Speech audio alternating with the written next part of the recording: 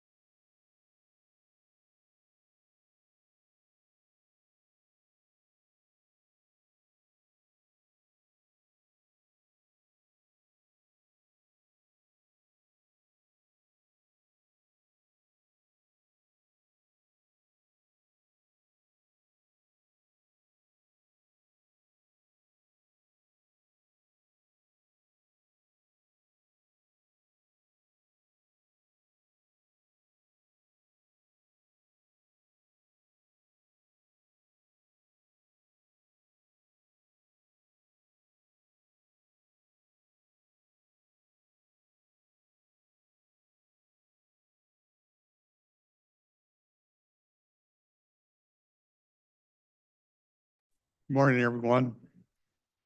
Welcome to the Tuesday meeting of the BOCC. First item, if you want to join me in the pledge, we'll get started. I pledge allegiance to the flag of the United States of America and to the republic for which stands one nation, under God, indivisible, with liberty and justice for all.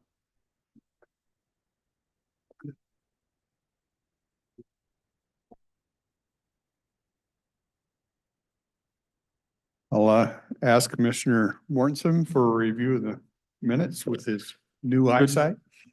Good morning, everyone. I'm sure my eyesight will improve in time. Yeah. And other insights too. I did review the minutes of the activities last week, and I moved to approve the minutes. We have a motion to approve the minutes. Any questions, corrections? I see. Not seeing any. We'll call for a vote. Those in favor? Aye. Aye. Also vote aye. Thank you. I'll run through the consent agenda here. Under agreements, contracts, bid awards, the first 5 are renewal of interlocal agreements with our local cities for records after hours. You can see we have Kelso, Klamath, Castle Rock, Woodland, and Longview through June 30th of this year. Item 6. This is a contract usage agreement with the Washington State Department of Enterprise Services. When we're sent, this is updated from an initial, the last agreement was 2013 that we did. And so this is they've asked for an updated. This gives us availability to order from places that can offer a better cost. It just expands the availability to us of where we get our supplies. Contract extension with JL Stordahl and Sons to removal of dredge materials at Cook Ferry Road. They pay us, they're taking a minimum of 150,000 cubic yards. They pay us $2.06 per cubic yard. They use those materials. They have to mix it with some other material and then they can use it for some of their projects. Per RCW, the funds generated from this actually go into our park system. Item 8, amendment number 1 agreement with AETA Architects, previously Collins Architect Group. This is an on-call engineering and architectural consultation services that we utilize. This amendment basically affects a name change. They're now AETA, hope that's correct, when it was previously Collins, and extends the agreement to April of 2025. This is a contract we have on an as-needed basis. As I mentioned, it's up to $100,000 over this past, I think it was a year. We've used them twice. One, when we had a leak at the Hall of Justice, we had them look at the foundational over that just to make sure we were good. And one other time we used them. So over the past time, we can go up to 100,000. We've spent 17,000. Utilize them over the past period of time. Item 9 is an interlocal agreement with Consolidated Diking Improvement District number 1. We do interlocal agreements. What that gives us the ability to do is if they need some service from us, then we can help them. We can't, they just can't call us on the phone and say we need this and we do it. Government entities have to have this interlocal agreement. Surprisingly, we have interlocal agreements with most of the diking districts. This is the first time with district number 1. So it's not uncommon. What I understand is I think they want us to do some signs for them. Board correspondence.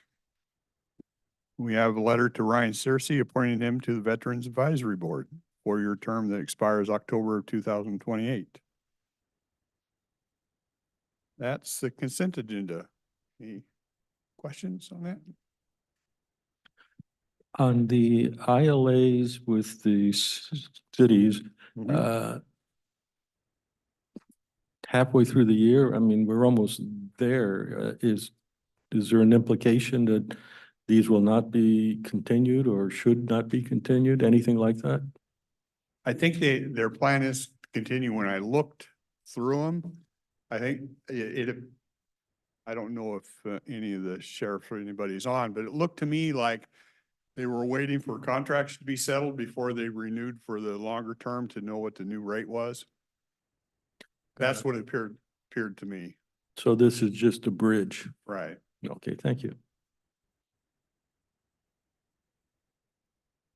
Originally, the law enforcement records for all the law enforcement agencies in the county came to the county. We operated the law enforcement records system. Well, with the increasing importance of public document requests, ownership of the documents became an issue. And the local government said, we need to have control over the documents our police generate. And they agreed to start taking care of their own records, except these agencies don't have 24-hour offices, and our law enforcement does. So after hours, the records come to us temporarily and then get sent back out. Yeah. So that's what's outlined in that agreement. I see the sheriff's on. Oh, You he'll want to correct. correct me if I interpreted that wrong or? No, that's correct. This is just a temporary stopgap contracts pending ratification of a new contract with our records clerk. So you should be seeing that here in the next week or two. Once that's settled, then we're going to have to go back retroactively with the cities and get increased payments from them for the new cost, and then enter into new agreements with them based on the new the cost of the clerk's time and the new rate of pay. So this is just a temporary fix. Okay, thank you. Any other questions on? Yeah, as long as Brad's there. Brad, is this, do we get paid per access or just a straight monthly fee type thing?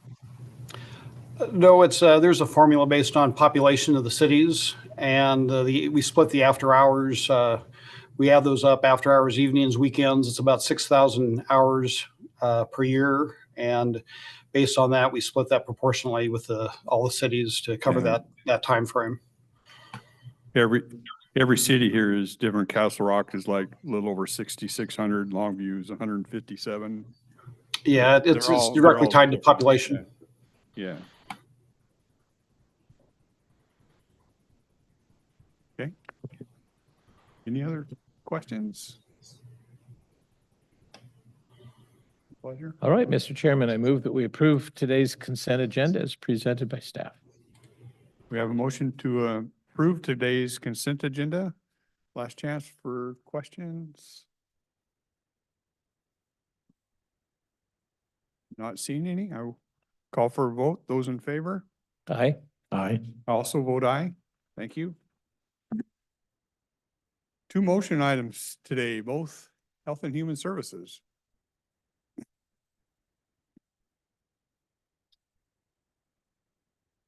While she's making her way up, I forgot to mention, we do have Board of Health today at 10 a.m. So just be aware, we have Board of Health coming in today. Hey, good morning. Gina James, Health and Human Services.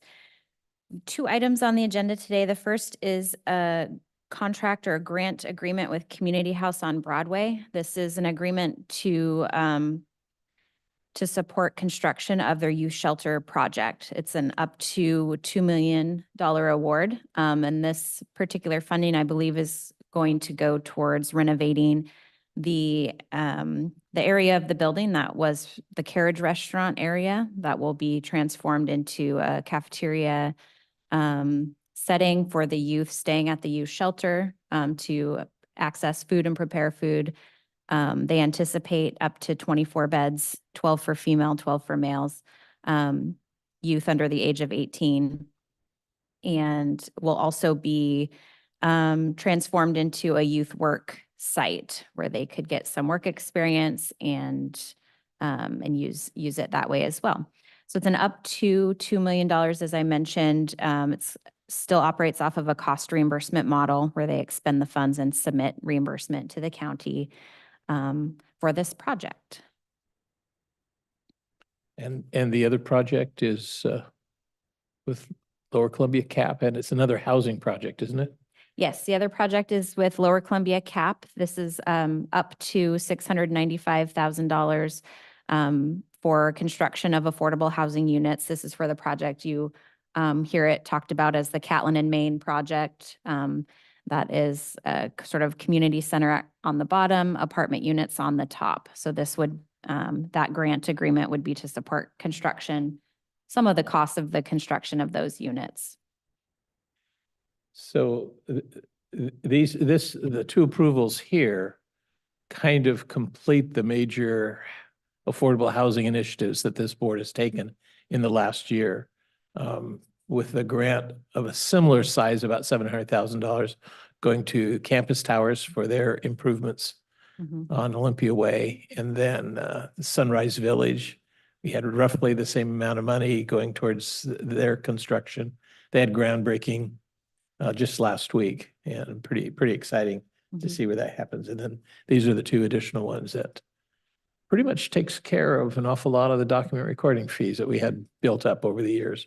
It does. It does, yes. There was a question, just to follow up, there was a question yesterday about language in the contracts about length of time to use the facility for this purpose. We don't currently have language like that in these contracts, but if the board would like to add that language, we could certainly do that. So. As I said yesterday, that always gives me a little comfort because I don't like to see them. Excuse me, when we looked at these and approved these things, we had a thing in mind that we were trying to accomplish, and I don't like to see them morph out of that.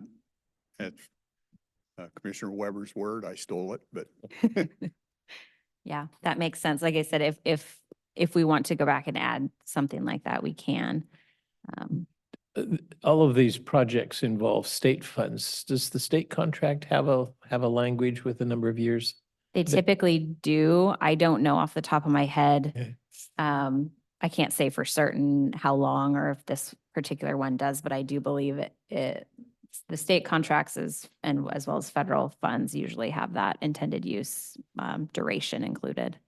I'm just wondering if that would be satisfactory, whatever's consistent with what the state already requires. yeah, I was going to say maybe just mimic what That language. they have. Okay.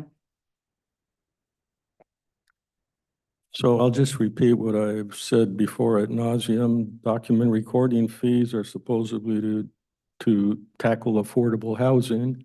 And this program doesn't do that, so I've voted against that before, and I will do so again.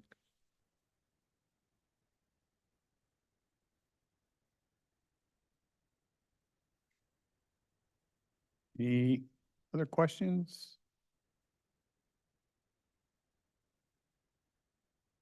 Let's see, Ron?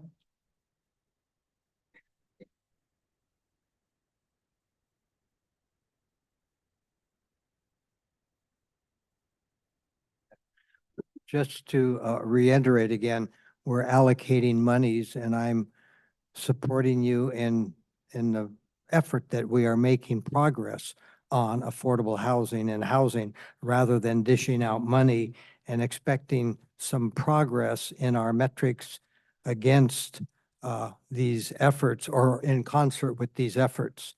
So just a concept, we see money, but we don't see the metrics of results. Yeah, I agree with you, Ron. I said, I think yesterday when we were looking at this, success isn't getting them built. That's not success. That's just a step. Success is seeing that it does what you want it to do. Like, one metric I guess I would look at, if these kids are having trouble, but they're still in school, what's the graduation rate? Are they coming through, or is it actually making a difference? Just having the building isn't success. I agree.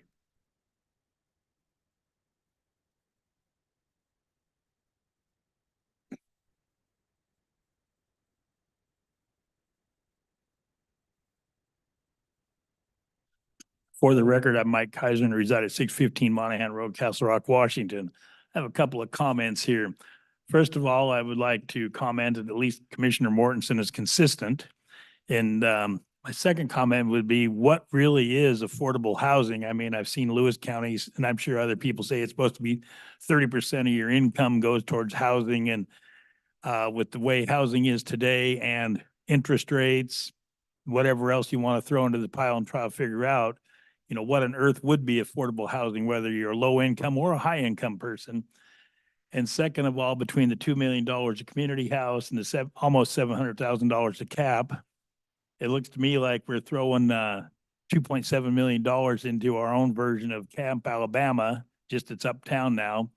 And if that's a good deal or a bad deal, I don't know, and I wouldn't pretend to know, but it's an awful lot of money for 24 beds. I mean, that's $100,000 a bed. And you should be able to buy a house for $100,000 a bed. I don't know if you can do that or not. And I know everything costs money, and this cap thing is kind of loosey-goosey. And $700,000, if they want to have something business type on the bottom floor and apartments upstairs, $700,000 isn't going to get you anywhere except maybe through the permitting process, the cost of building permits. But I mean, I got to applaud your effort because you got to try and do something. I have no idea what that something is, but at least Commissioner Mortensen's been consistent. I'll give him credit for that. Thank you for your time. If I might, the issue of defining affordable housing is one that'll vex everybody. But if you assume without defining what affordable is, that there is not enough housing, then the answer is build more housing. And therein, one thing we could do is, I'm not sure what the legal ramifications are, but we've been told frequently that the building and planning fees are enough to really drive prices up. So I had advocated a program that says we will reimburse your fees after you've built and there's occupancy and you can fit whatever other criteria you might want on that. Why I like that, it ties the money that you're spending to producing more housing. At some point, we will have enough housing, but we will never have enough housing if we spend the money like this. Now, just for completeness, this 2 million adds up to another 5 million that was issued by the state. You do all the arithmetic of what they said, and that's $320 some odd thousand per door. And the carrying cost, as estimated by the organization itself, is $56,000 a year per door. Not very many of us make $56,000 a year. If I might add in closing there, you're out of having enough housing sometime. I hope you don't think that's get rid of the old people. And by definition on that, I'll say all of us that are over 65. And I think I'm looking at 3 people, and I'll throw myself in the mix of being there. I hope nobody's checking us out very quickly. No, actually, as a matter of fact, this board has given Campus Towers a chunk of money, and they're 55 and over. I don't know about 65, but anyhow, obviously it's just a tease there, but we are very sympathetic for people who really have ended up in some sort of a box of some kind, and So one of our goals, of course, is to address the supply of housing. I think you address any kind of a shortage by increasing the number of houses that were built. And we do that in a number of different ways. Of course, we've talked about grants where we have the money to address affordable housing.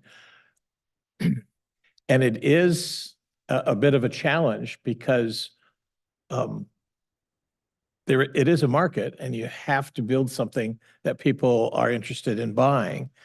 About 2 years ago, we made a land use planning decision to allow a brand new cottage with 80, a brand new development with 80 cottages, smaller than the minimum lot size that we normally expect. And we thought that would certainly address affordable housing, much smaller, new construction, it'd be pretty attractive. So far, the developer, I don't think has even turned a shovel yet on that project. It's out on Pennsylvania Way. They can't get the funding because it's apparently not marketable. Now, it's a lot more complicated and we're not doing it, but it's interesting. We've tried a whole variety of strategies. We've also changed our building regulations to encourage accessory dwelling units to be added. That is converting the garages and letting people house more people on lots. So I think we have agreed there's no one size fits all, and we've tried a variety of housing, all the way from senior citizens with campus towers to the homeless youth. And I think it goes without saying that when you get government funded in just about anything, the costs and the expenses rise because there are, in the fine print, all kinds of rules and regulations the contractors have to follow that raise the costs. So it is interesting. Try a variety of different programs, and apparently we still have a lack of affordable housing. So it's an ongoing project. Along those lines, wasn't, what, maybe 2 years ago, maybe a little less, maybe a little more, where through the county, we doled out $9 million or more for rentals subsidies. And it turned out that that was on average, those who received rental subsidies got $860 a month. Now, if I'm a landlord, I don't have to compete with anybody because the state will come in and backfill. And so on the one hand, we're trying to do the right thing. On the other hand, we as part of the government are doing the wrong thing. Everybody knows the plight of the cost of a college education and that started when the government subsidized everything. I could go on, but you get the idea. Yeah. This whole affordable, I've stated my piece on that before.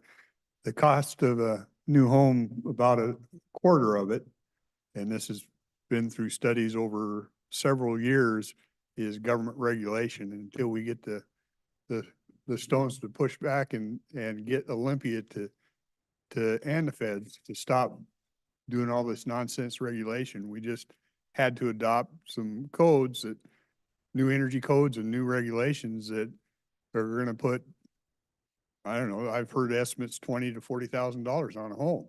So you not only need volume out there, but you need to stop some of this insane regulation. Anyway, go ahead. My name's Alan Brassfield. I'm on the board of directors for Community House. I'm their vice president.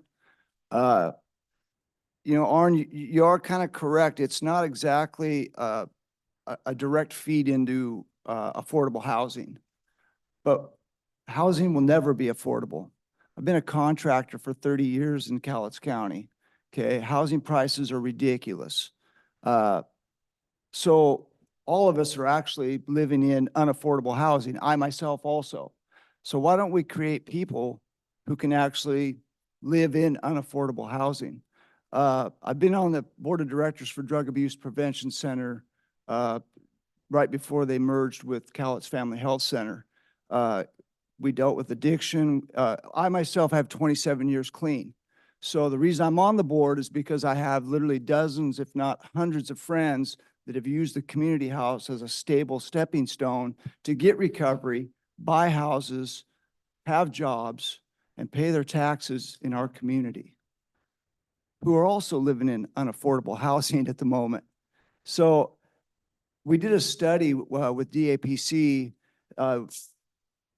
Gus Nolte was looking at trying to get a treatment center set up for youth.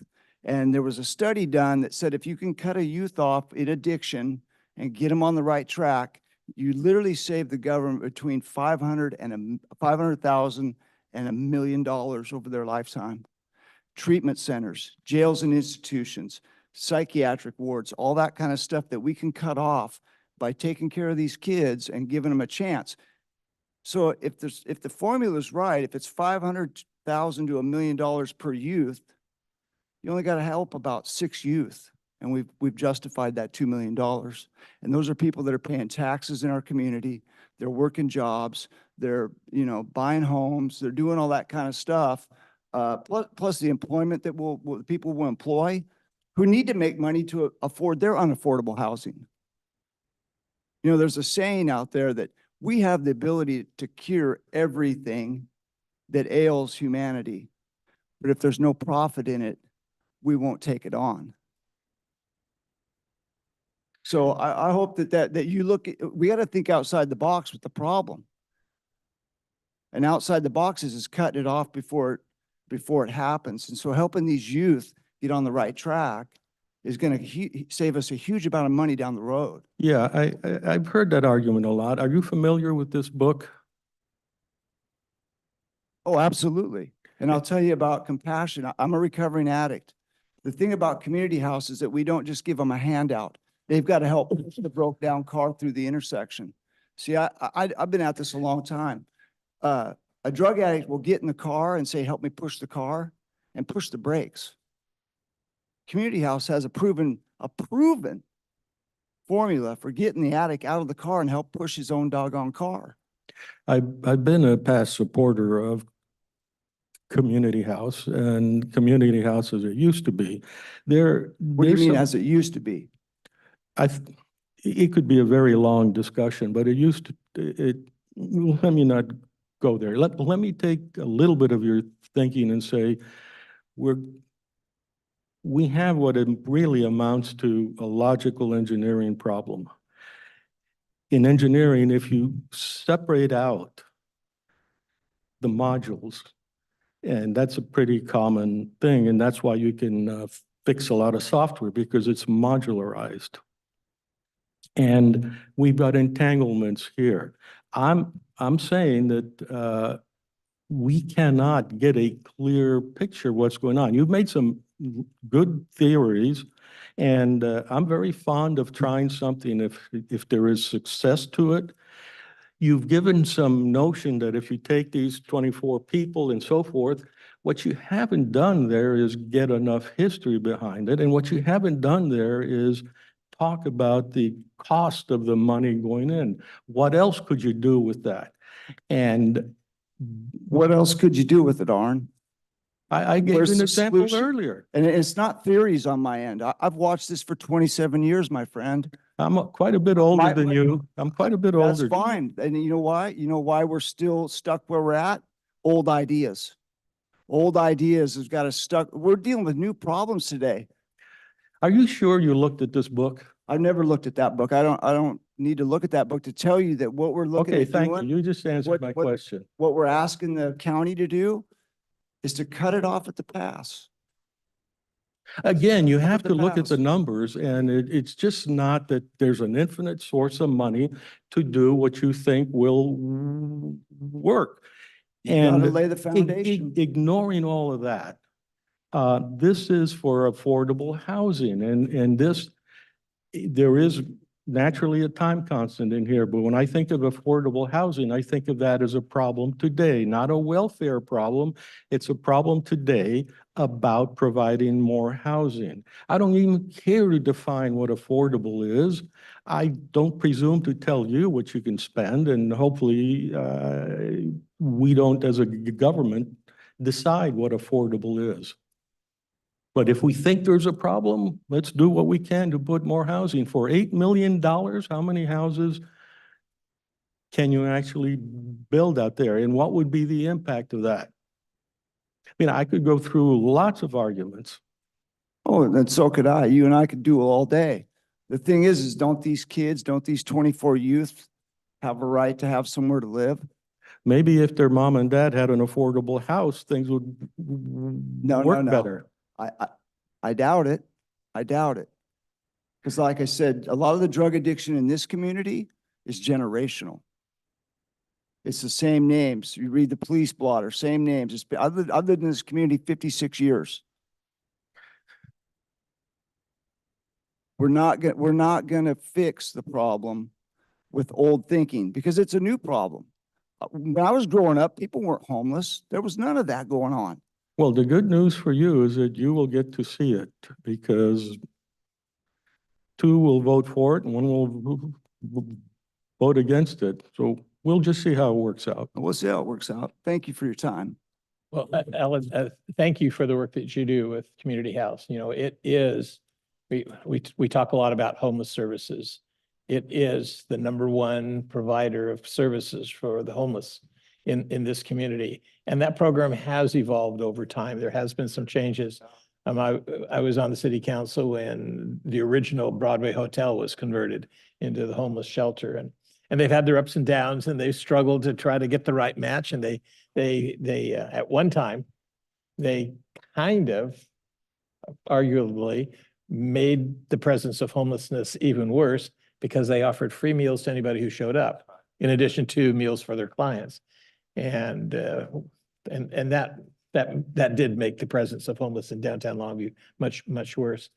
Management changed. They put it into that and demanded clean and sober services as a very important step to the path forward.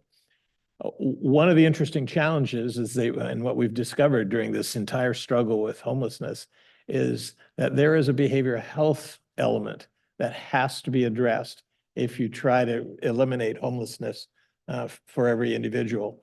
And the document recording fees, and we have a 1/10 of 1% behavioral health tax that provide resources to address behavioral health issues.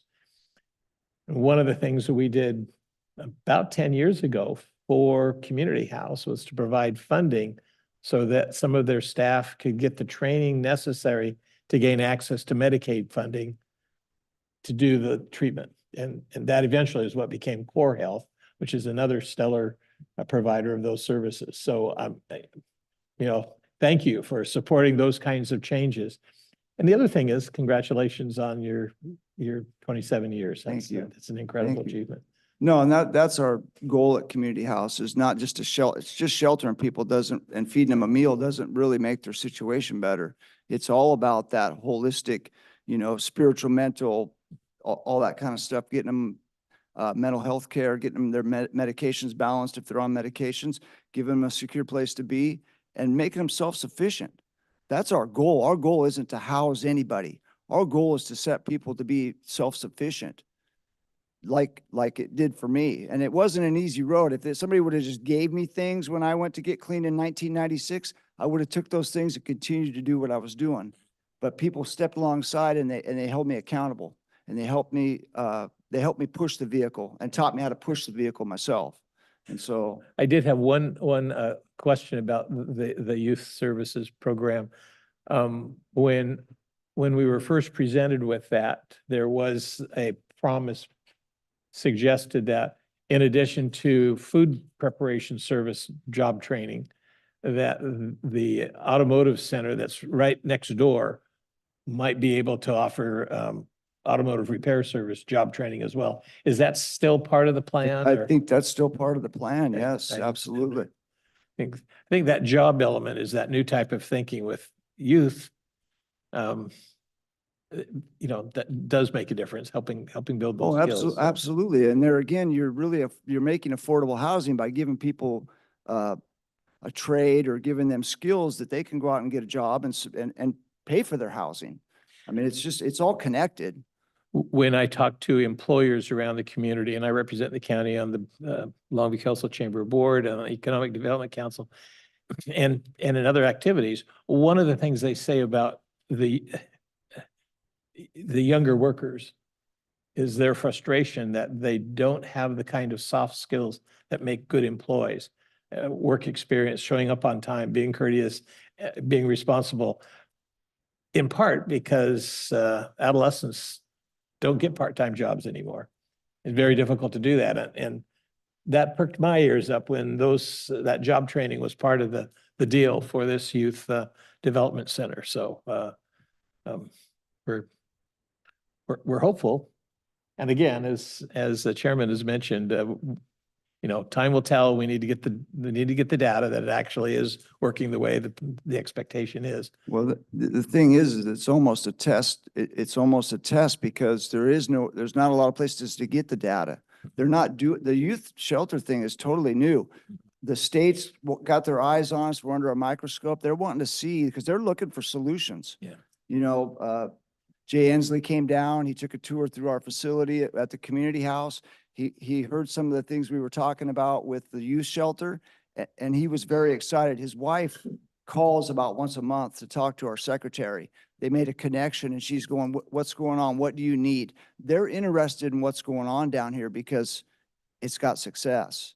And they're being yelled at daily. What are we going to do? What are we going to do? So they're watching Cowlitz County to see what we're going to do. And then we could be the leader in the model of this. And I really think that it's going to work. If somebody would have got to me when I was a youth and maybe taught me some things, maybe I wouldn't have went the route I went for as long as I did. But, you know, thank you for your time. Listening to the conversation, it just reminds me, you know, when we first started talking about this, we had schools telling us that they have these group of students, all the schools around that have a home life, that they have addicted parents or whatever, but they're trying to stay out of it and still coming to school. They're not living at home. Some are living in cars or couch surfing or whatever, and the schools are providing showers and doing things to try and keep them.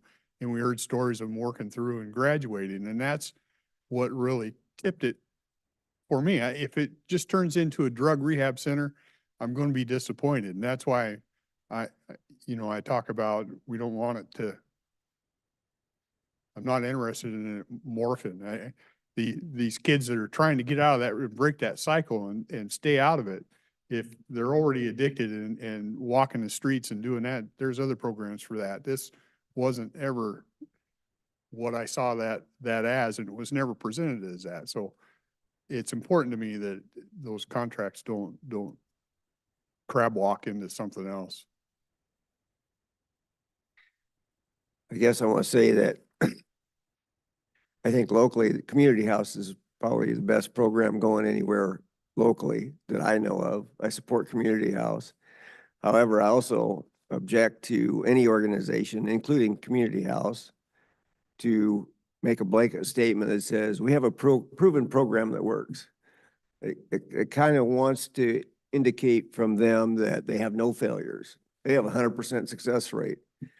I would like to hear numbers. If they're going to make statements of we have a proven program that works, I'd like to hear it say for 40% or 50% or 9 out of 10. I don't care what the numbers are, but they don't have 100% success rate. So they also have a failure rate that's in there. I'm not trying to pick on community house or anybody else, but the facts are there isn't a proven program that works for everybody and everything. And I appreciate the fact that in this case, as the gentleman said, if it's a brand new program, we're hanging our pin the tail on the donkey of wishes because there is no proof. The proof is after you get down the road a ways to find out what your success and your failure rate is. So it's a noble cause to go forward with this and to do something with it. Okay, great. I would like to know of this $2.7 million that we're looking at here, how long did it take to accumulate those funds that you have now to spend? How long did it take to accumulate that in your coffers, and how long is it going to take to replace it? Well, it depends on real estate activity. I think when real estate activity is going well, I don't know how much it was growing per year. It was pretty Yeah. quick. It was over $1 million a year. It actually went up quite a bit during the pandemic.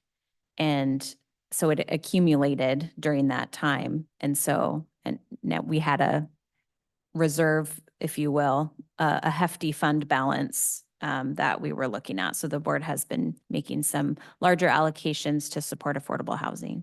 I don't think it's accumulating that fast now, Steve, just because the market, with the rate environment and stuff has slowed down. So I understand it would be a projection, but the way things stand in the market right now, are you accumulating $500,000 a year?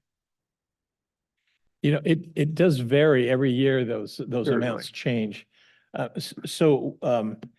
If you add the Campus Towers and the Sunrise Village contributions we made, That combined was another 1.5 million. So we're talking about $4.2 million. And that was in our reserves. So it had built up. We started collecting those dollars in 2013. It was one of the last actions of the county commission before I joined to establish the funding mechanism with the document recording fees. But they had been collecting the document recording fees since I think around 2008 or 2009 when the state passed those laws. Originally at most of $100 per document deed being recorded. That's now, the state has increased that to most of $300. So it's accumulated quite a bit. But when interest rates went up, we also saw a decline in the number of, in the turnover of housing, so. Sure. So now we're 14, 15 years down the road collecting those funds. So after that $8 million is spent, how much you got left? What are we expecting to end up with? A reserve of around? We're estimating to end 2024, given all of our allocations, at a little over 400,000. So your ability to put anything else into affordable housing is pretty much gone till some future date, with unknown amount of funds coming back in. Okay. That's what I was wondering. At the risk of riling people up, in those early years, much of that money went to fund Love Overwhelming and their operations. And we know how that turned out. And we have since defunded the county's contribution to Love Overwhelming. They're still in operation and they have some apartments that they oversee and they get grants still, but not from Cowlitz County that I'm aware of. Arne and I worked on that over the years to make sure that they didn't get any more funding. That was a noble cause when it started out also. All right. Thank you. Any other questions? Pleasure of the board, and I'll take these independently, I think. You want to take them independently? Yes. Okay. I also wanted to say, among the other kinds of services that we have supported in addressing affordable housing issues, we have actually arranged support for a mediation service, a community mediation service to help tenants and landlords resolve problems. Because ultimately, if those conflicts don't get resolved, people get evicted eventually. I mean, that's always the challenge. So again, there's no one size fits all. And so we're trying to make sure that we try a number of different approaches because people are different and they approach things very, very much differently. Well, Mr. Chairman, I will be glad to make the motion for item number 11. That is to approve the contract with Community House on Broadway for the construction of a youth shelter facility. A cost reimbursement program not to exceed $2 million funded through the document recording fees for housing and homelessness programs. Have a motion to approve item 11. Any further comments, questions?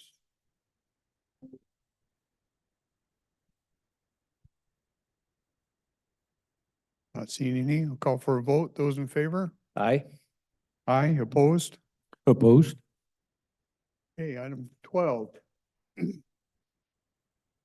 This is the same group that worked the whole program for Sunrise Village is doing this, right? Right, Gina? I mean, different sponsor agency. Hoswell was the one on Sunrise, CAP is the one on this, but the same group behind working all the funding angles, because it's much more than a $700,000 project. Yes, I think Community Frameworks, it's a partnership between Community Frameworks, the City of Kelso, and Lower Columbia CAP. So Community Frameworks is sort of like the general contractor for the program and making all the applications to federal and state agencies to come up with the money. Yes. And they made presentations to us. Mhm. And I think Kelso City Council as well. The city of Kelso is pretty much involved. That West Kelso site's going to include most likely the public library as well as a community facility. So. Yep, it's a big project. This particular funding is specific to just the housing units. So it won't be able to be utilized for whatever they, end up doing on the bottom, community activity wise, just for the housing units. Yeah. And this is another one where I don't want it to morph, because when they first talked about it, they wanted to have some units available for people getting out of jail and having housing for them, and mixing people that have done the wrong thing and spent some time in jail with other seniors didn't really sit well with myself or Kelso. And so they changed that model. And I mean, There Yeah, are other no crab programs box. to help people transitioning out of Yeah. prison.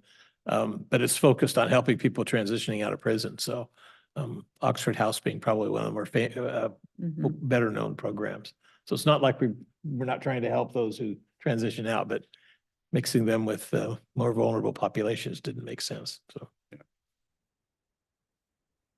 Questions on this? you want me to? Okay. No, why don't you go ahead? Okay. Go ahead, Ron. I just want to make a clarification.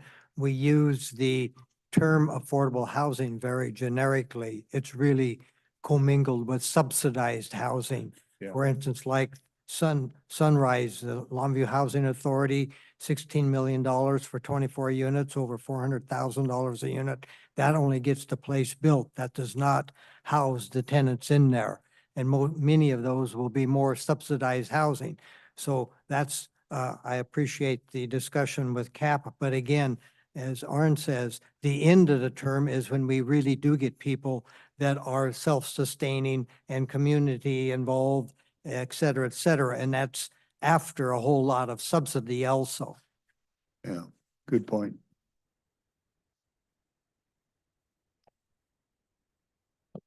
Any other Mi- question? Go ahead.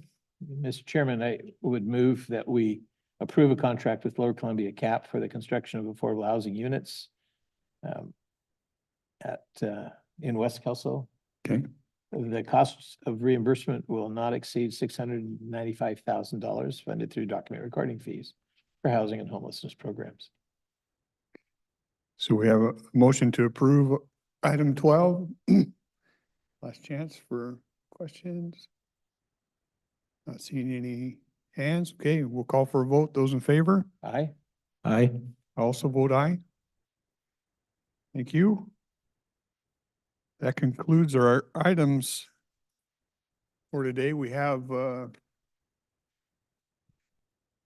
tomorrow, Wednesday at 2:30, we have a workshop. We'll have rural public facilities. If you have any interest in that, we'll be going over that. The following Wednesday, we actually have rural public facilities presentations. I think we had 5 projects come in, and we'll be reviewing those. So on April the 3rd, you may want to see those projects being presented, and that'll be Wednesday at 2:30.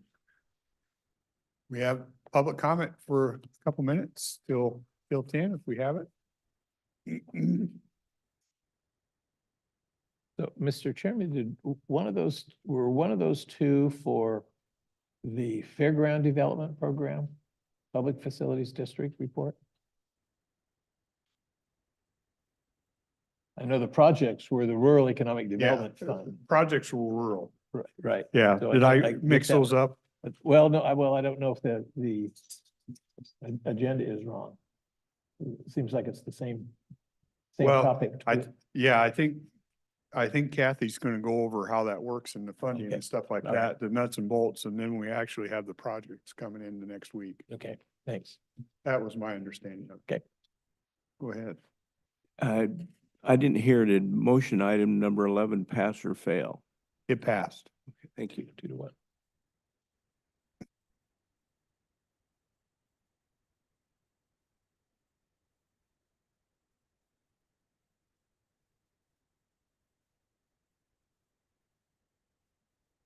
I just have a comment. I just have a comment for your Board of Health thing on this new business fentanyl discussion. I would hope that one of you would ask whoever the presenter is here if they got the idea behind what the president of Mexico said the other day. Mexico doesn't have a fentanyl problem, but we do. There's maybe something this country needs to look in the mirror about You know, why do we have a fentanyl problem and they don't?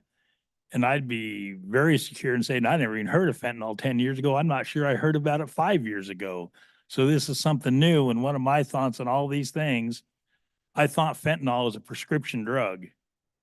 That goes along with the president of Mexico's thinking about if we got a problem, we need to look in the mirror. That's a huge problem. And if they don't have it, why don't they? And why do we have a problem? And part of the problem, I'll tell you about Cowlitz County, you know, seeing that Chairman Dahl didn't grow up in Cowlitz County, he grew up in Lewis County. Yeah. I know a lot of friends that came from Lewis County and Thurston County came to Cowlitz County on Friday, Saturday night because it was a lot wilder here than it even was in Olympia, which was a hell of a lot wilder than Centralia and Chehalis or Aberdeen. Longview was the epicenter of bad juvenile delinquents that didn't end up in jail, but there was a reason you could go from intersection to intersection with a whole line of beer bottles down the yellow line without any space for another one in between. And I think it's part of what society allows. I mean, if that was happening 50 years ago, I guess there's no beer bottles on Commerce anymore on Friday and Saturday night. So what the heck else is going on to replace it?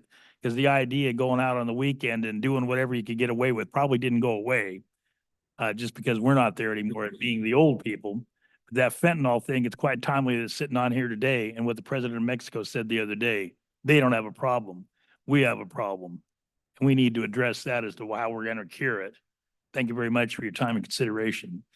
If I may, Mr. Chairman? Yeah. Yeah, those are good, the points made were good. I posted on Facebook a it's posted on Facebook. There's a very small article that addresses the fentanyl issue, and it's pretty decent argument. It doesn't go into take a look in the mirror, but you're absolutely spot on that. We're in a society now where I'm not responsible. It's all your faults. And we're doing that all the way around. In this case, we reach out internationally and say, it's your fault. That's not productive.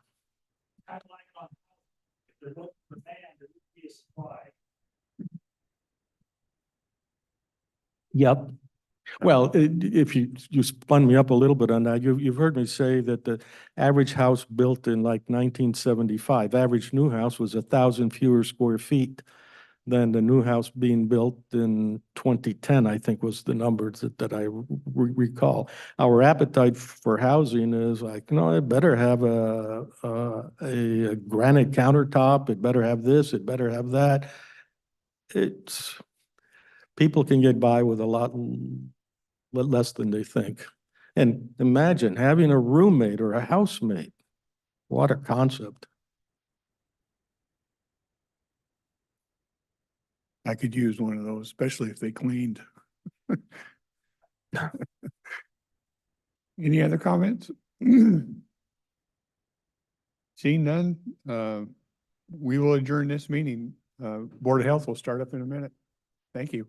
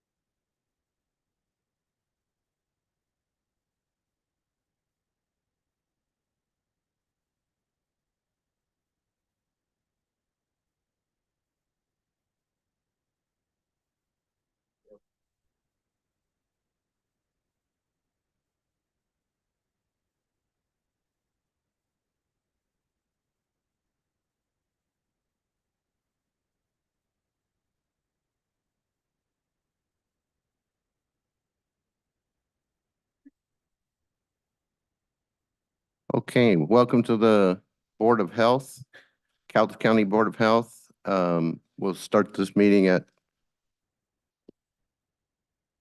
10:01. I'd ask everybody to be respectful to the public. We're going to try and stay within our about 1 hour time frame and ask everyone to hold their questions until the public comment period. First, I want to read a statement. It has been inaccurately reported that I am against vaccines. I want to correct the misstatements. I'm not an anti-vaxxer. In fact, I may have had more vaccines than anybody up here, having worked in Africa and elsewhere. I do believe that vaccines are important and can help humanity, but should never be forced or mandated to all. God gives us free will, and I would not prevent anyone from choosing a vaccine as long as they are informed about the possible dangers and if a vaccine is actually necessary. Recently, a man in Germany personally chose to be vaccinated 217 times. I never recommend such risky behavior, but I wouldn't prevent it either. The public has lost trust in our public health systems. During COVID, the authorities did lie and did so repeatedly. People lost jobs, businesses were ruined, and maybe worst of all, our young students have suffered tremendously because of it. I will continue seeking the truth about COVID. The citizens of our county demand it and deserve it, and the truth shall set us free. I want to close with a quote from a letter that was written to me and this board. It is reasonable to question the value of mandates, edicts, and school closures. Your passion about the response to the pandemic is warranted. That was Dr. Thomas Hickey. With that, I'd like to move on to the first order of business, which is to review the minutes. I'd entertain a motion to accept the minutes, if everybody got them.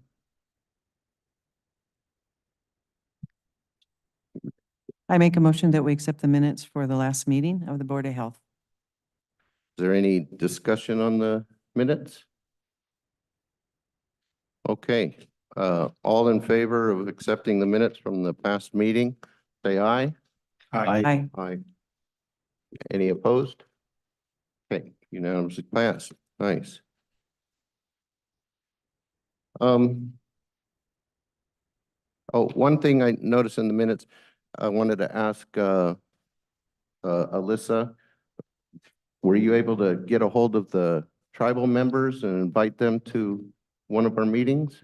I've not had a chance to follow up with them yet, but I will Okay. still on my list. Thank you. Thank you very much. Okay. Yes. First order of new business, we want to talk a little bit about fentanyl. Fentanyl is a kind of a new drug. It's causing lots of problems, and we have the coroner here, I believe. Would you like to come up to the desk there? Thank you for coming. We really appreciate that. And we'd like to all know a little bit. I heard in the past meeting, somebody brought fentanyl up. Commissioner Weber has also brought it up. I think it's an important topic. So I'll turn it over to you and tell us what you know. Thank you. Dana Tucker, Cowlitz County Coroner. So I pulled some stats and we kind of went through this. Yep, it's on. It's just not close enough. We kind of went through this last week in our meeting, but I can recap. So for 2023, we'll start with 2023. We've had 1,077 deaths that we have looked over, overseen, all of that stuff. And then with those 1,077 deaths, there's been 916 natural and 89 accidents. With those accidents, the drug-related ones were 49. I gave some stats to the Daily News, and I need to let them know that the one that I gave them for the 2022 was actually the full amount of accidents and not drug overdoses. So the drug overdoses for 2022 was 33 drug overdoses, and I didn't break it down to the fentanyl ones. I think there was only like 17. So out of 23, we had 49 drug overdoses, and 42 of those were fentanyl related. Can I interrupt you, or do you want us to wait till the end to ask questions?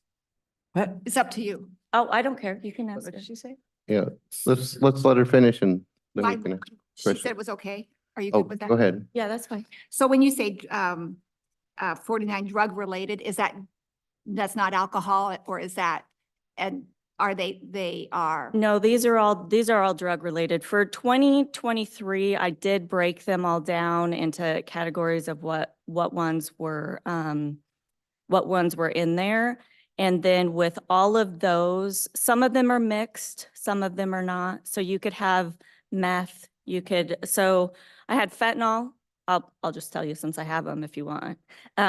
So there was fentanyl, 11 just fentanyl. There was 5 just methamphetamine. There was 23 meth and fentanyl mixed. 23. There was 2 fentanyl and cocaine. We're seeing a big cocaine uptick. We're getting a lot of cocaine back. There was 1 just cocaine, fentanyl, cocaine, and methamphetamine. There was 4 meth, methadone, and fentanyl. There was 1 meth, morphine, and heroin. There was 1, and fentanyl plus other, which would just be, it could be prescription medications. It could be, just other random drugs that we don't, see all that often. That was 1. So there was a total of 49 drug-related deaths. And out of those 49, there was 42 that had to do with fentanyl. So there's only 7 deaths drug-related deaths that did not include fentanyl. So fentanyl is huge in our county, and not just our county, but everywhere. So, and for those that don't know, I'm sure everybody probably does, but it does not take much for fentanyl. It's 0.004 nanograms per milliliter will kill you. And we're getting, well, so even if you get like a 0.004? 0.04. 0.04, wow. Yep, and we're getting it, it's getting higher and higher. So I can't really say if people are getting resistant to it or anything, but I mean, there for a while, we had like 11 was pretty much across the board that we were seeing when the toxicology came back. Now it's going up higher.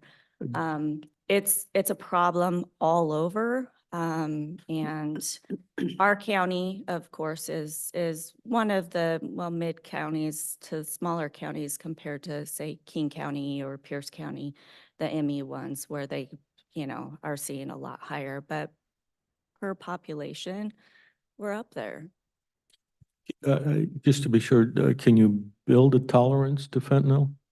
See, I wouldn't think so because it's so potent, but there's people that if they've been doing drugs for so long and if they're only getting like a very small dosage, then it might, they might not think that, the bigger amount will do anything to them, but it still does. I'm not sure this is a question that will stay in your theme. If it is, just interrupt me and I'll stop. If I'm a consumer in the street, and I've been buying for a long time, different stuff, so I'm an addict. It would be nice if I knew that what I was buying was going to kill me. Is there any way for someone to identify whether there's a lethal amount of fentanyl in anything? No, we have, and one question that I've had before is how many people know that they're getting fentanyl as to those that may think that they're getting oxy or something like that. There's no way to tell because unfortunately I can't ask them. So, but So a lot of the ones that are the friends or whatever that we're talking to, they may think, well, there's a possibility. Well, I think right now everybody knows that there's a possibility. So you're still taking that drug with a possibility that fentanyl can be in there because fentanyl has been mixed with everything, even marijuana. So, and we see a lot of the cases that are coming back that have marijuana in them. So I can't tell you if the marijuana was laced with fentanyl or if it was just the other drugs or whatever. I have a family member in Southern California who is an addict, has been for quite a while, and they say no, they know what is safe and not safe out in the street. I guess that's just that, right? Yeah, I would say I don't think so. When you watch some of the drug interdiction shows, they'll put something on a powder, and if it turns blue, you got cocaine. There is no such thing for fentanyl. I honestly couldn't answer that. Yeah, if we could find that out, I think that'd be a useful thing for people to know. One thing you said was that you said 11 were attributed just to fentanyl? So the ones that all of the ones that I broke down, there was 11 that didn't have anything else except for fentanyl in their system. So we can assume that they knew that they were taking fentanyl. Well, there are the blue pills, the M30s, they call them different things now. There are people out there that are looking for fentanyl and they know how dangerous it is, but they're addicted to it and they want it because it's such a very quick high and it's more potent than all the rest of them now. So we find blue pills at scenes, so then we do know that they know they're getting it. There's a lot of times that we don't find anything on scene. So I can't say whether they knew, they were getting that or if they did something else. But the fentanyl, they were ingesting it and then they went to the powder and smoking it and now maybe even snorting it, I don't know. But different ways that they do it make it more potent. So there is a safe level of fentanyl? I mean, not safe in I our would, world, I but, would just say no, that there's no. but there are um, people who believe that they're going I to would. take a safe dosage and they miscalculate. Is that? Well, nobody knows exactly how much are in those pills because they're not chemists that are doing it. So before I came here, I had a meeting, and I think I told you last year that up in Lewis County, they had a meeting regarding, the drugs and all of that stuff. And they said the cartel is mixing fentanyl in with everything, even marijuana. So when, they're not chemists. So when they're making it, they're just making it and they're putting it in. So you could have a handful of pills and go to a party and, I could give each one of you one and all of you guys are fine, but Rick isn't. I've been saying that for years. Yeah, it's Oh, basically playing Russian roulette is what it is, because you have no idea what is in which pill.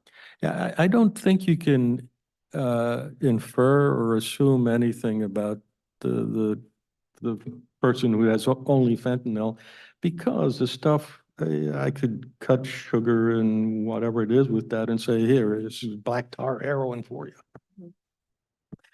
So may I ask a question?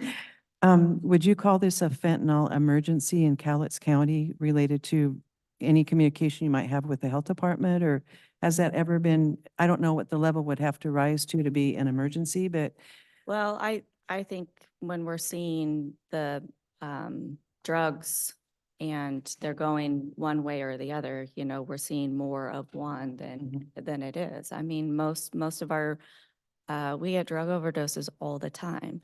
That's not to say the ones that survive, I have no idea about the ones that survive, but we have our radios on and we listen to, they're being Narcaned and, right and left all over the place, and those ones survive. But eventually, we're going to end up getting them if they continue. Does Narcan help if you're overdosed on fentanyl? So it's the mechanism's basically the same. Yeah, they're Narcanning pretty much everyone because fentanyl is so rampant that they have no idea what anybody's on, so they just Narcan everybody. Yeah. What is the age? Are you seeing a primary breakdown in demographics of these folks, that these 42 folks that have passed away due to? So I did not do that breakdown, but I know that the majority of what we're seeing are probably, let's say, 50s. Yeah. And 30 is on the lesser side, but 30 and 50 up into the 60s and even 70s. So. Anybody under 18 or under 20? No, I don't believe I don't recall any of those ones. can they vape fentanyl? They can smoke fentanyl. Okay. So yeah, Yeah. I think you can do pretty That's a much concern. anything with them. Yeah. Can you talk about who, and we've gotten probably way off your presentation. Oh, that's fine. Who all in what first providers in our county are trained and use Narcan? Is that what it's called, Narcan? Yeah. So any medical, so EMS, and then you have fire departments, a law enforcement carry it, we carry it, because we go into scenes all the time and you never know. So we're right there in the middle of everything, and fentanyl will go through. I mean, the powder, anything like that, if it's in the air, you don't want to open up a window. You don't want to do anything, because if it gets in the air and you breathe it in, that's pretty much it. And then if you touch something, we don't ever go anywhere without gloves, of course. But I mean, even that, some gloves will go through and it goes right through your skin. So, and like I said, it doesn't take much. And You don't, I thought Narcan was available without a prescription. Um, well, if you could let me know that and we could get it for free, that would be great. Oh, no, I just. We I know had it's to get a all over the prescription place. for it, yeah. Oh, okay, so you do need a prescription. Well, they have them in the vending machines in Oregon, I've been told. And But in Washington, they're starting vending machines as well. And also I went to an Indian powwow last year and they handed them out. So I got a few at Did you home. check with Alyssa about the powwow? No, it was I don't before she believe you need joined. a prescription for Okay, thank you. Narcan. That doesn't mean it's free. It just means you No, don't need a yeah. prescription to obtain it. well, when we looked into it, the sheriff's department had to have one. And that might have been in the past and maybe not now, but they gave me the information on who to contact. I contacted them. They gave me the prescription, sent it over to the hospital pharmacy, and then we went over and picked it up. And I think for 4 of them, I don't know, that was a while ago, but I think we paid over $200 for 4? the Wow. total. Yeah. I mean, for us, we have to pay for it, but everybody else gets it for free. And we're there's a right lot of there ways. trying to take care of what we need to do, and we don't get it for free. So if you guys can figure out how to get it for us, that would be amazing. Yeah, I think I know when you go to the doctor's office or even the dentist's office, at Kaiser anyway, there's a sign that says, if you want, we'll give you some. No, Oh, that's not Narcan. good. And I also think if you get a prescription for any kind of serious medicine, they send it home with you or make that offer for Yeah. you. Well, I just know that we had to pay for it. Mm. So, and it's not cheap. Does So- doctor know anything about that? Can he speak to that? What's the specific question? Do you need a prescription for fentanyl? Where is it Or available? not fentanyl, Narcan. Oh, Well, you don't need a prescription for that either, obviously.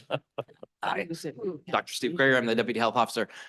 You can go to a pharmacy, anyone can go to a pharmacy and get Narcan. You do have to pay, you often will have to pay for it, but there are other ways to get it for free. So a doctor doesn't have to write a prescription. That's correct. And do you have a sense of what the cost is? No. Oh, The Walgreens has it advertised $45 for a 2-pack. Wow, $5. that's expensive. Well, since we've gotten it, it's gone down a little bit. Prices come down. Dr. Krieger, while you're up there, Sure. do you have any ideas about what we could do as a county? I rack my brain every day about how to communicate and how to Yeah. prevent death, and our kids especially. And Yeah. I don't know if there's been talk back and forth between different entities about the answers or ideas.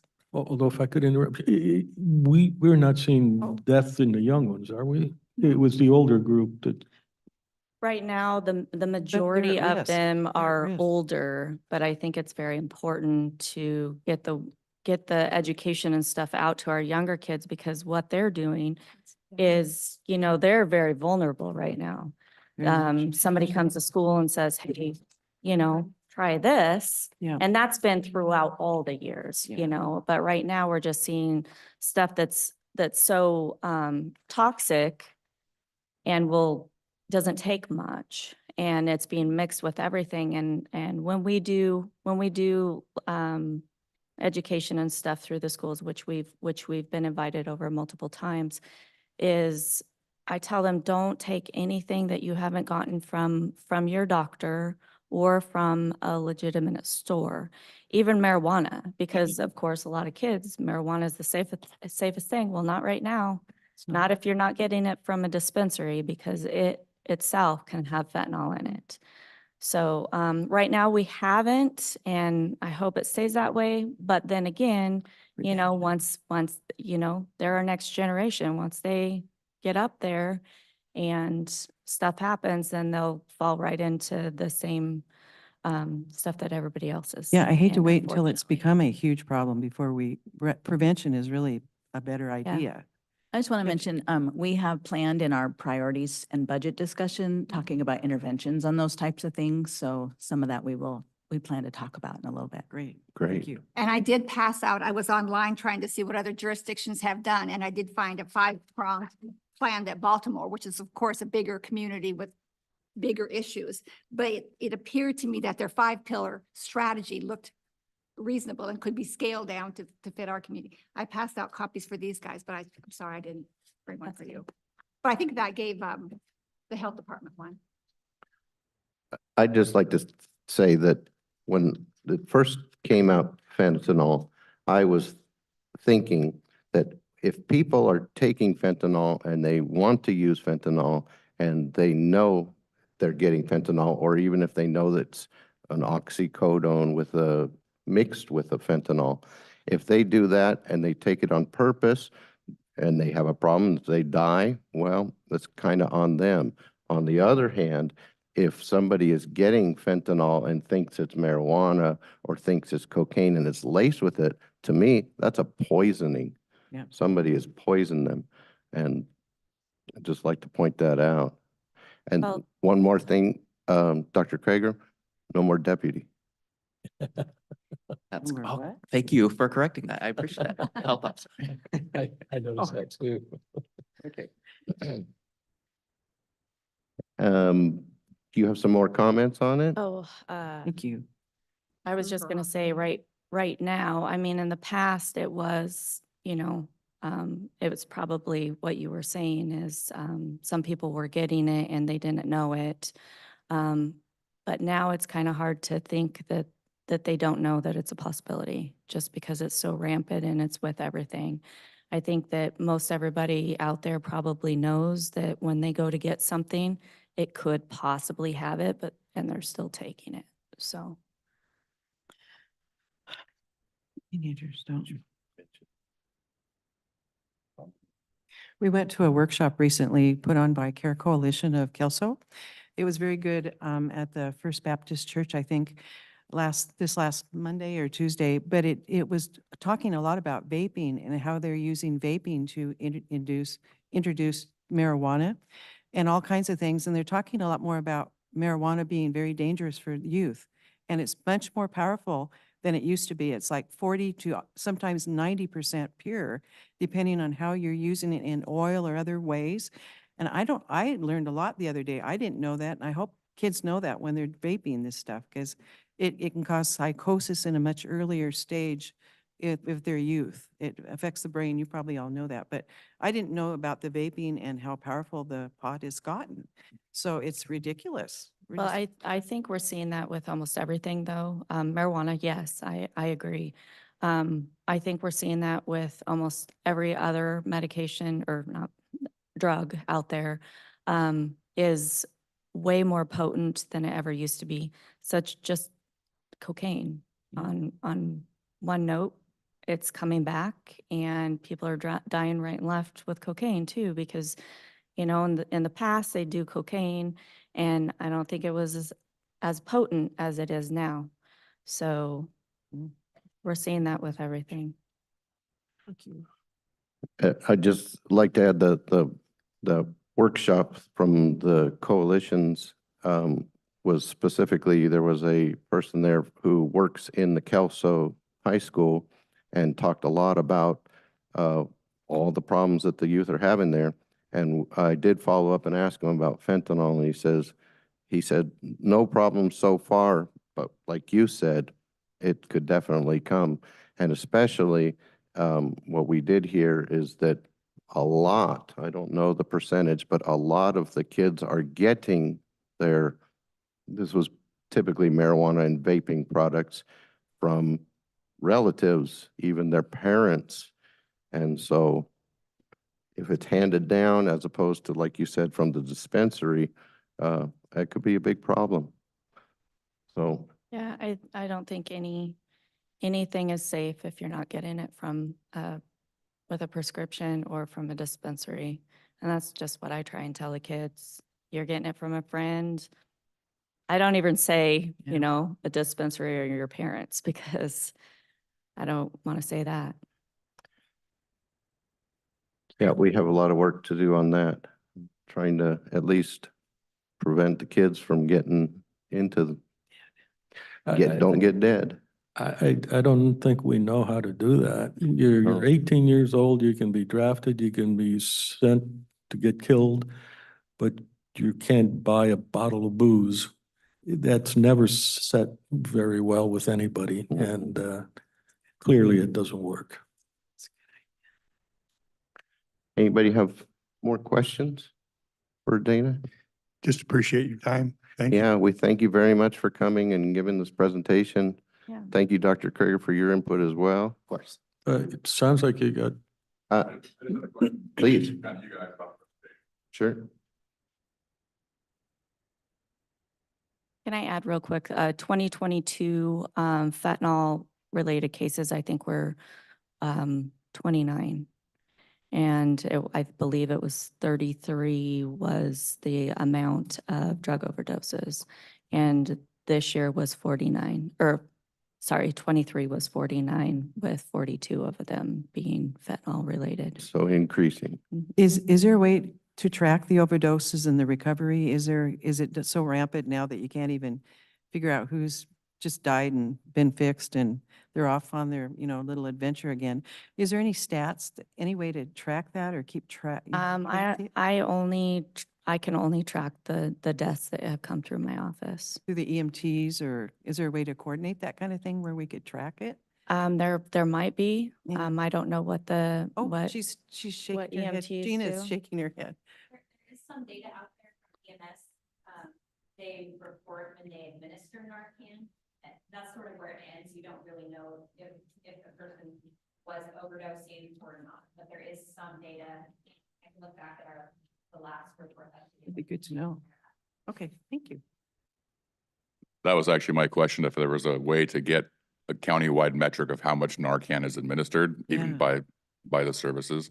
Absolutely. I'm Yeah, curious. that's a good point, and we'll follow up with Gina and EMS on that. I know it's real common, and I know a few people that they seek out just fentanyl. They're drug addicts and they do fentanyl because it's just so cheap. Actually, all drugs are cheaper than they've ever been right now. Meth is just dirt cheap, everything is just super cheap. Cheaper and better. Yeah, and I didn't realize I was talking to a guy I've known for years the other day, and he told me he's overdosed on fentanyl twice and been Narcaned, and he's still kicking, but And I understand that you can only do that so many times in a row at that one incident, isn't that right? Where they go back and use again and they have to re-Narcan in a few hours or minutes and it seems like, Dr. Krieger, is there any too much? I mean, much there's Narcan? repeated. Well, okay, you can just keep on giving it to doesn't damage your system or. It's too bad. I think though you bring up the question of, I want to know how much Narcan is used out there, but suppose it's only used by 25 people and the other 500 use it one single time, everybody else use it 20 times. Yep. yeah, I've heard of multiple doses for one overdose. Yeah. But that's a good point that Gina made. You don't know how many of those were actually an overdose or just a preventative. Like when my truck was rear-ended by a guy who passed out, the EMTs came, they immediately gave him Narcan. He was overdosing, but he was kind of just unconscious, and and in the end they made the right choice because that's like their procedure to just to do it, because you never know. You'll hear the term frequent flyers now. Yeah. I do know that when we were talking to some EMS and stuff, they had talked about a few of them that they've had to put on Narcan drips on the way to the hospital because they kept overdosing, so they're on a Narcan drip because once it gets in there, then they start overdosing again. And so they would have to put them on one of those, so. Thank you. Thank you. That's scary stuff. I just wanted to say something really quick. I'm really glad you're addressing this because I was talking to the principal of the high school in Castle Rock, and she said that her main concern is the fentanyl problem there. In Castle Rock? I think Castle Rock School District's main problem is fentanyl. Oh, I've heard that. Yeah. That's interesting. I've heard That's not that's not the same as Kelso. Castle Rock a little hardcore. Possibly. Any further questions for the coroner? Wait, It has to do with self-harm. Do you have any idea how many suicides we have in the county? Yes, let's see here. I think I have that on. So last year, we had 29. 29? Yeah, in 2022, we had 25. Okay. 29. 2023, yes. And then currently we have, well, this was a couple weeks ago when I pulled this, and we've had a few since. So it was 4, so I'd probably say maybe 6 now, currently. And then we still have quite a few out there that are pending toxicology, but there's been 9 confirmed overdoses this year, but there's more than that because there's quite a few out still pending. That a potential overlap as well of suicide and overdose? No, we've only for suicides and related to medications or drug related, we've only had, yeah, maybe 3 total. So most of those are ruled accidental because we don't have anything else to go off of to say that they did it intentionally. so just to clarify, I think he asked if how many suicides there were. So was it 29 suicides? There's 20, so last year, 2023, there was 29 suicides, and I did not break that down for what it was, so. Okay. Just as probably an ignorant statement on my part, I think of suicides as being, if telling us that a message about the health of society. And I don't know what that message is, but it is something that I would love to see emphasis on breakdowns of all kinds of axes, knowing age,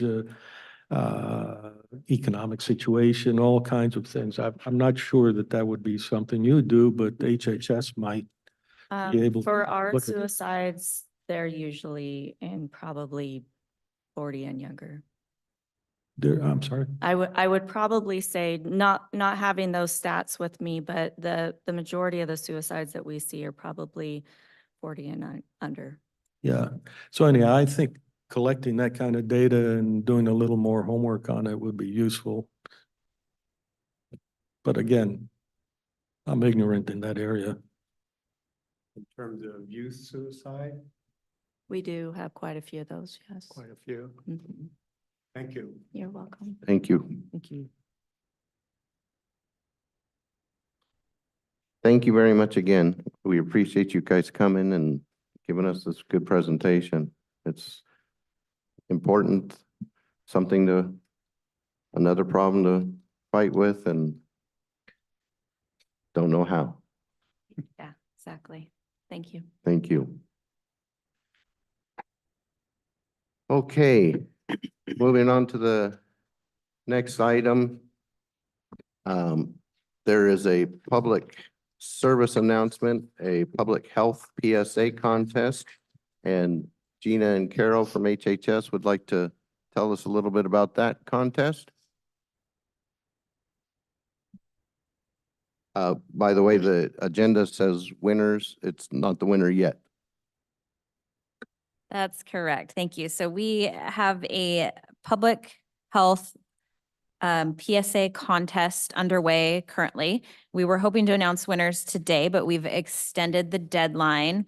So we have, the deadline is April 1st by midnight. We have some extra flyers up here in case anyone is interested to take one to hand out. We're hoping to get some more entries so that we can take a look. Last year, we had 2 youth that submitted to this contest, and it was really neat to see what they did with that. So we don't have winner today, but wanted to just give a plug for the contest anyways. Deadline again is April 1st, and yeah, there's extra flyers up here. So if anybody knows some youth that are creative and want to make a statement, please give them this flyer. And I'll also add, just as listening to the fentanyl discussion, there's a town hall in Castle Rock coming up in April 17th, put on by some 8th grade students, where they're going to be discussing with the community the dangers of fentanyl. So I just caught wind of that the other day. So if anyone's interested, I'm happy to share the details. Will they be having some kind of flyers or announcements other than what you just did? I'm not sure. I think I saw it posted on Facebook. It'll be at the middle school. So I took a picture of it with my phone, but so I haven't seen any flyers, but can share the details if anyone's interested. Okay, thank you. Thank you.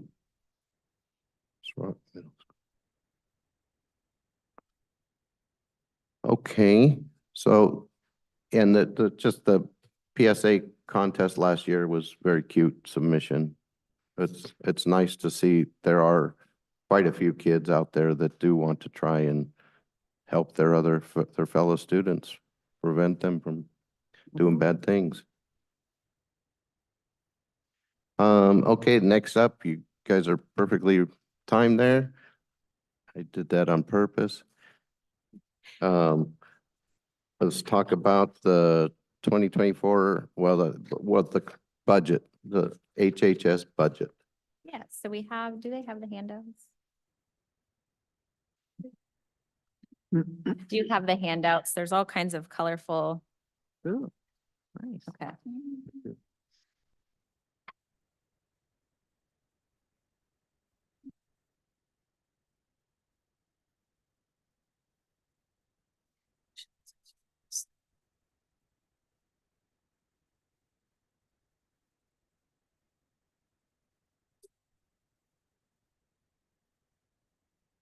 You.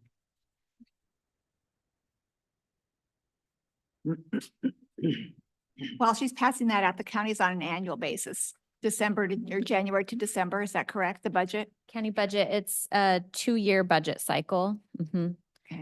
What we have in the colorful, the graph chart that looks like has the pie graphs, et cetera, is the 2024, what has been approved for the 2024 budget. So we'll start with, So just to be sure to her question, as we are on the January to December yes, fiscal year for them. yes, yes. So what you have a couple handouts. This one that has the pie chart kind of graphs on it shows the top half shows the revenue, and it shows just the percent breakdown. We anticipate our total anticipated revenue about 3.9 million, combination of primarily state and fees and permits, with a tiny bit of federal funds, birth and death certificate fees in there. The bottom half is expenditures, and it's broken down by program. So you can see the percent breakdown by program area for the expenditures. And this is really, I know we've talked a little bit about this. This is, as I mentioned, what has sort of been approved in the county through the county budget process.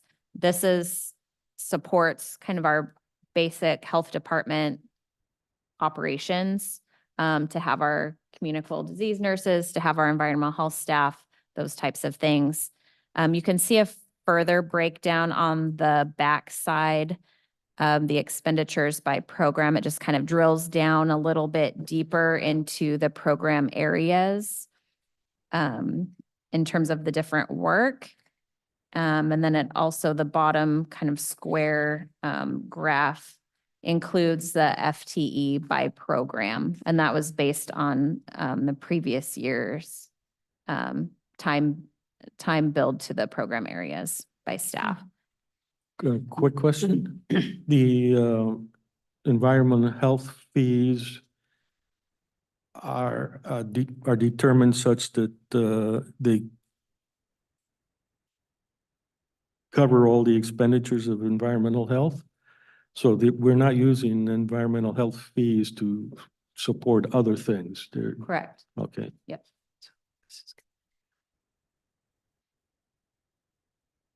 So that's an overview, like I mentioned, of our health department side. We also brought an overview. I know we've talked last time about the foundational public health services funding. So we also have a handout for, oh, and I'm sorry, you don't have that one yet. Can't read fast enough. So we have a handout that is an overview of the foundational public health services funding for the current contract period, which is July of 23 through June of 24. So I know some of the questions that came up before were about the what it can be used for and how much. So our total grant for this year was a little over $1.4 million. And you can see the breakdown by different areas underneath where it says spending plan. They have the funding that they sort of allocated into different areas of communicable disease, CHA, CHIP, EPI, life course, and other capabilities. And there's descriptions underneath that talk about those. For this year, we anticipate returning to the state about 1.1 million of that at this point.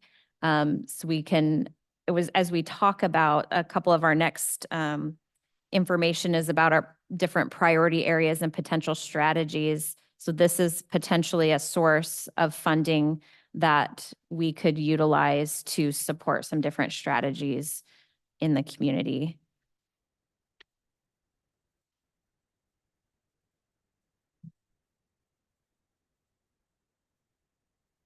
Any questions on that before we move on? So Gina, the way the budgeting works is that we budget the allocated amount. That's all in the budget right now. Right. Because we don't know, theoretically, we don't know how much of it we're going to spend. Right. And then we pull that out towards the end of whatever the budget cycle is. Yes, that's correct. Yep. And one question I see, I'm very happy to see one of the top priorities is substance youth and specifically youth prevention through assemblies and educational opportunities, which is something that I've been trying to push for a while. But is there, as far as I understand, there's nothing's been spent on it yet, but is there some funds available for that? Yes, so the FPHS funding that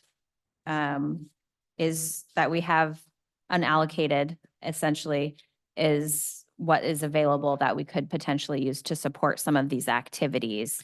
The foundational public health services funding, so would be this colorful one that's on the screen. Wasn't there an issue with, we just simply don't have enough time to try to get some of those dollars spent by the end of June? Yeah, I mean, so we're getting to the end of the fiscal year. We actually do have one project in the works right now, working with one of the prevention coalitions who had reached out for some assistance with a guest speaker to come. So that's something we're looking at.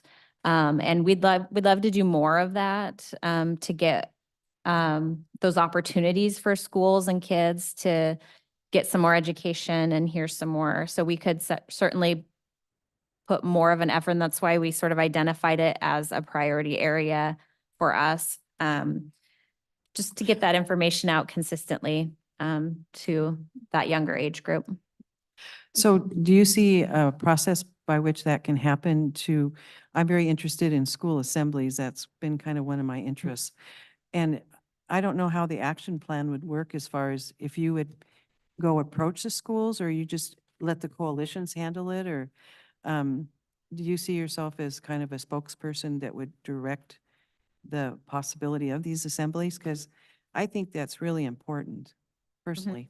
Yeah, so I think if there's support from the Board of Health to engage further in this type of work and to be able to commit, a chunk of money to doing those types of activities, we can certainly do some more targeted outreach to the schools and the coalitions to engage in, deeper conversation about what that looks like and what their needs are for getting that type of, for what they're looking at and what we could help support. And we could certainly do that.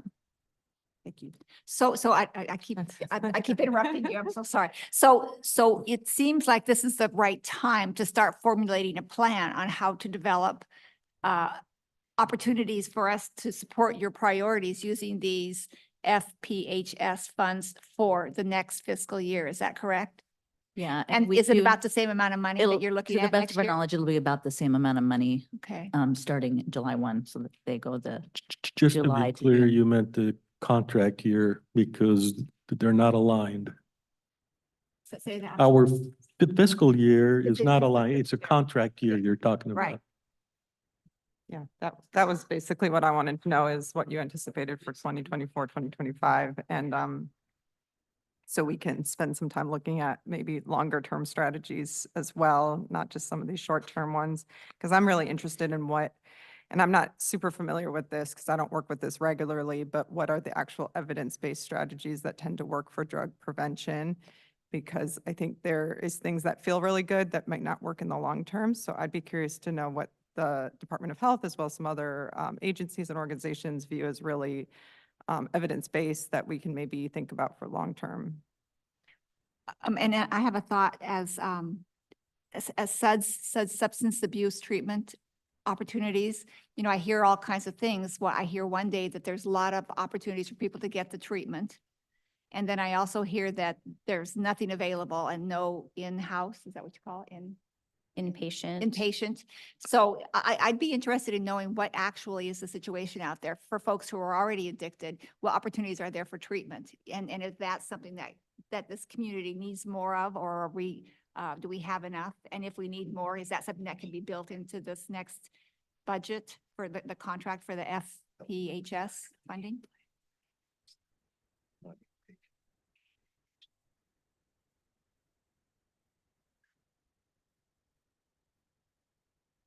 I've heard similar comments in the community about there's access to treatment, outpatient treatment. I think the inpatient treatment is a little bit trickier and tends to be shorter term from my understanding. So I've just anecdotally have heard from folks that it would be helpful to have Yeah. longer term stays instead of like a 30-day stay, but more, a 60 or 90-day stay. And I don't know that those options are readily available, especially locally. And If the you're- effectiveness of those. Yeah, if Mhm. you're talking about adolescents under 18, we have no facility here. There's only Mhm. for drug, there's only 4 in the state. And I think the nearest boys is up in Seattle and the girls is Ferndale. For mental health, there's only 1. We send some of our kids to Utah for that. We're actually looking at a program over in Spokane. I think there's 4 or 5 of the tribes over there put together that I understand has some, on paper, what I've seen has been communicated to us that it has pretty good success rate. So I think we're going to do some investigation. I'm kind of mixing over into the VOCC, but we're taking a look at some of that. But you're correct. If you're talking adolescents, we have nothing in our community for that. I want to put a quick plug in for the data collection too. I know you guys are probably sick of me talking about community health assessments, but I think that when we look at like these different priorities, data, epi, all that overlaps all these areas, right? And understanding what's going on is critical to understanding whether it's substance use, STIs, chronic disease, and what needs to be done in our community. And I see that right now we have nothing allocated for that kind of box. And that would be something I think is important to move forward in an informed and productive and effective and efficient way.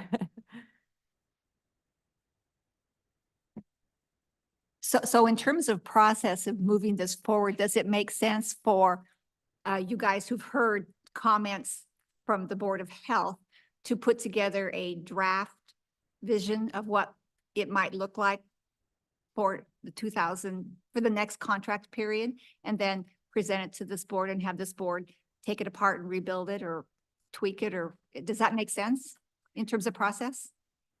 Yeah, I mean, I think if we talk about what some of the priorities are, and if this board, agrees on some of those priorities and are supportive of certain strategies, we could put together just sort of a work plan for what that looks like. And of course, we meet monthly, so we can give updates as we go along. But it would be helpful to sort of have something kind of set that we could go off of, that we know that the Board of Health is supportive of and has given sort of direction to continue on. We did identify a couple. I know we've been talking primarily about substance use. We did also identify on here access to Narcan for first responders.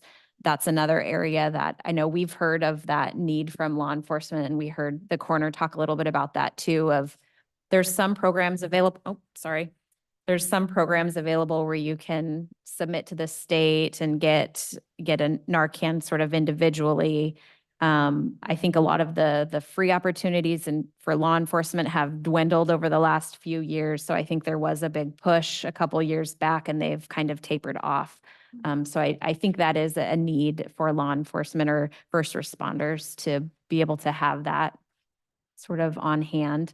And it has a shelf life and all of those things. So I think it's kind of expensive and cumbersome, but that's something we sort of identified because we've heard that from the community as well, and could be something that these funds, as well as the opioid settlement funds, could potentially support if there's interest in doing that. So this really is the health department's priorities in terms of what they would like to see for these FPHS funds.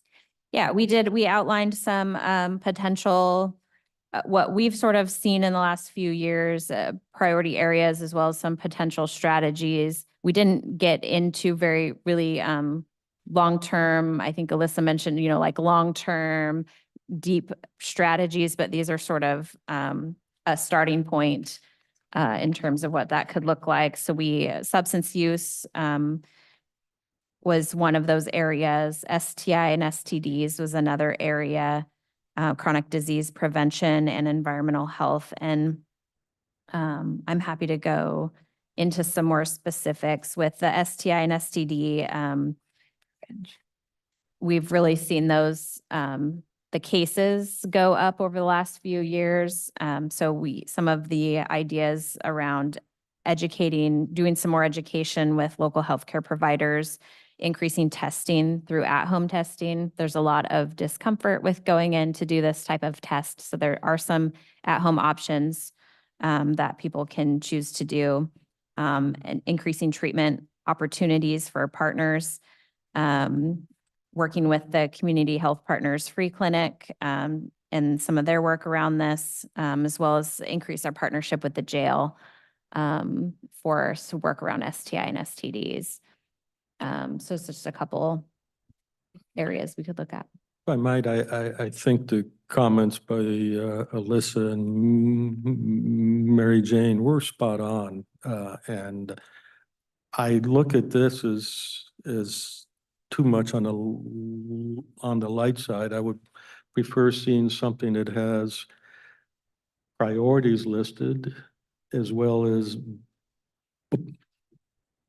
budgetary allocation, and just fleshing out what makes that, because there are lots of problems out there, and I'm saying solving one particular problem might consume all of the budget, and that's probably not a good trade-off. And I think ultimately the function of the Board of Health would be to put their stamp of approval on the plan. So as I look through the information, first of all, thank you very much. This is great information. And I'm gonna make some comments, and it's not really a criticism, but I'm a firm believer that your priorities are reflected by your budget, not charts and not public relations, but the numbers. What you spend is what our priorities.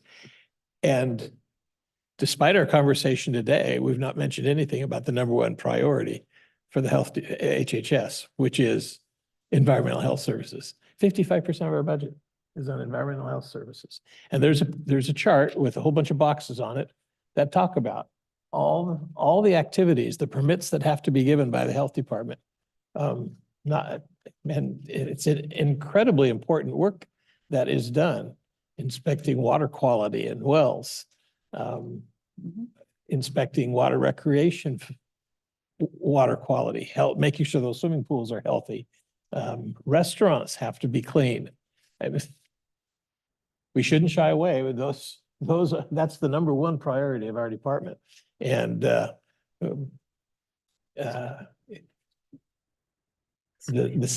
secondary priority, as is listed in some of your documents, is 30% is spent on community health.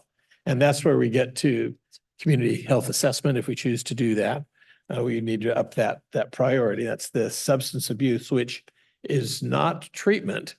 We don't provide the treatment, but it's education prevention. Those are the programs that we supported, and we don't do very much of that. There's not much money spent on those ones. STDs, we're identifying, they get reported to us. And then the chronic diseases that, again, have a potential for getting out of control. So this is, it is exciting. And then you've also provided us with some interesting statistics that when you get right down to it, the number one cause of death in Cowlitz County is cancer, followed by heart disease. And then they list COVID as number 3. And unintentional injuries might be the number 2 driver for premature deaths.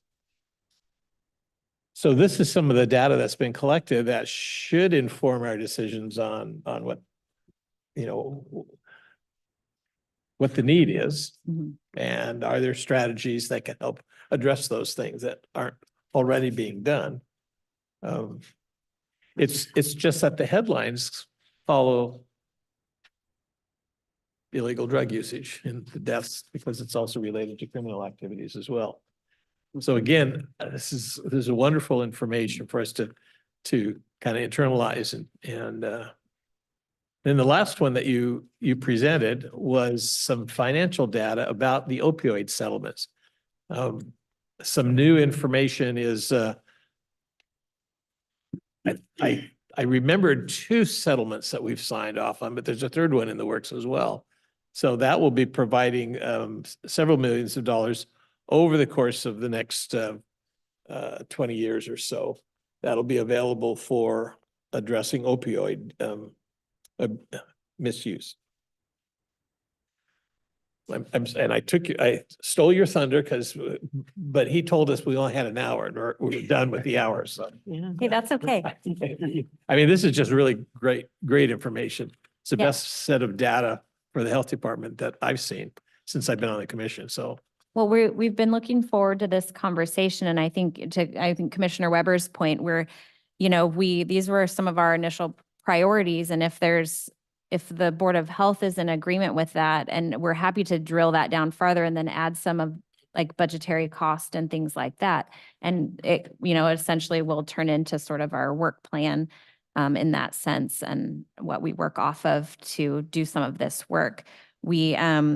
Commissioner Weber went through quickly several of our handouts that we have provided. So some of it, the one that says by the numbers, is 2023 information in terms of the different program areas and what we have seen. And then you also referenced our leading cause of death report. And some of that information is how we landed on some of these priority areas. I'll just quickly mention the other priority areas: chronic disease prevention.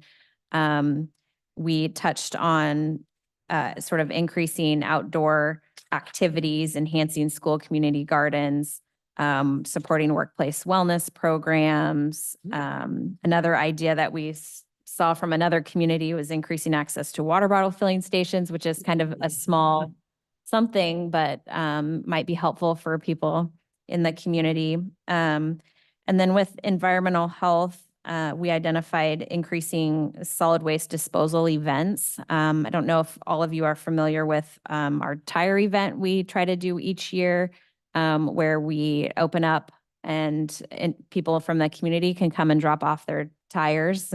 We often see them piled up in yards and whatnot. So it's just a free tire drop off, and we collect a lot of tires through those types of events. So it would be great to look at doing some more of those types of activities, and maybe not just around tires, but other types of waste removal as well. And then we also, So what's the public health tie-in with tires? What happens? well, they often sit and pile up in yards, fill up with garbage, et cetera. Mosquitoes, all of it just tends to, the same with like Hulk vehicles and just kind of builds up and causes some hazards, or can cause some hazards. So the tire removal event, they take the tires and recycle them to use for like track resurfacing and things like that. So Before I became a commissioner, I remember a huge controversy about the county having to condemn somebody's property east of town because they had 20,000 tires on that property, and it was quite the breeding ground of rodents as well as mosquitoes. And when we have those tire events, we do have people that get their own special invitation. Yeah. Yeah. Yeah. So we'd love to see more of those types of opportunities where people can come and it's, doesn't cost, and we can figure out how to help them dispose of some of those items. We have also talked about free water testing. I know the last couple of years, we've heard a little bit about arsenic in some water in private wells, and we do some water testing with like the shared Group B systems. I think it would be great to look at free water testing for private wells as well, so people can have an understanding of what's in their water, just for that information and be able to make decisions from there. But not a requirement, but just an opportunity to see what that looks like. So that was just another idea that we had around that. Certainly, this is not an all-encompassing list, and if there's other priorities that the Board of Health has in mind, or something that we didn't hit on, or that you guys have identified that we want to look at, we're happy to add other items as well. And we can email you, I'm assuming, with ideas. Sure. Yeah, sure. Any further questions? Thank you. I think that's, yeah, we're gonna have to come back to this. It's a lot of, gotta narrow the priorities down, but this is a pretty good start. I appreciate all the work you guys have done. And I also want to make a reminder of a coming attraction in April. Shannon Hoskins, our contracted epidemiologist, will be coming, and her and Dr. Krieger will be presenting on opioid overdoses. Drug or overdose. Drug overdoses. So there will be a data report coming on that, talking about trends, and it may drill down a little bit into some of the age conversations and things like that. So that will be in the April meeting. Is it possible to get that information emailed prior to the meeting so that we can be prepared to have that intelligent conversation about that? I know she's I don't want to working- push you for time. She's but- working on the report. As soon as she has it ready, then we can send it out, you. maybe a few days before the meeting.